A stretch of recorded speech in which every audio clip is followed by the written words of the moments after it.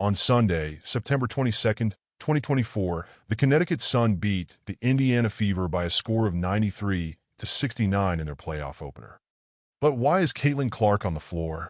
The game had just started, but not even a minute of playing time had passed by. And what happened to Caitlin Clark? Yes, Caitlin Clark was poked in the eye by WNBA Carrington. Incredibly, there was no foul called on this play. This is totally ridiculous. So there is clearly a mark just underneath her eye, but the officials refused to call a foul on WNBA Carrington. When you look at the play, at first glance it may seem like a normal play, but the proof is in the pudding. The defenders on Caitlin Clark are making more and more contact with Caitlin, and in this case causing injury.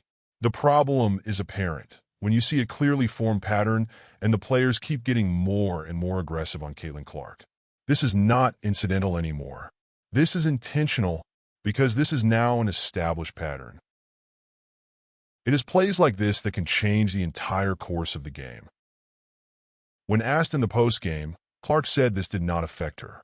Frankly, although Clark denies it, this was clearly not the same sharp-shooting Caitlin Clark we are used to seeing. Caitlin Clark's vision was impaired, and she was no longer hitting her three-pointers anymore. So physically impaired, and it seemed to affect her psychologically as well, since she did not seem to possess that same confidence level that we are used to seeing in her. Her three-point shots were no longer there after this poke in the eye, and her assists dropped significantly as well. This was a completely different Caitlin Clark that was not even close to being a shadow of her former self before the eye poke incident. And so the questions arise. Will the WNBA address this? Will they impose a fine on WNBA Carrington?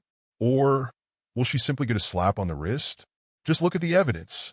If there was no contact, then there should not be any scars or marks or injury to the eye, right? Now, what if the eye turns into a black eye? Remember, this is not boxing. A simple look at the evidence will show that there was significant contact on this play, and players should not be allowed to get away with it. This incident could be a pivotal moment for the WNBA history. It might be the time when the league defines its future direction. Will it be a league that safeguards or protects its rising stars and champions its players, or one that overlooks and turns a blind eye and permits unsportsmanlike conduct? The response to this question will not only impact Caitlin Clark, but also shape the future of women in professional sports.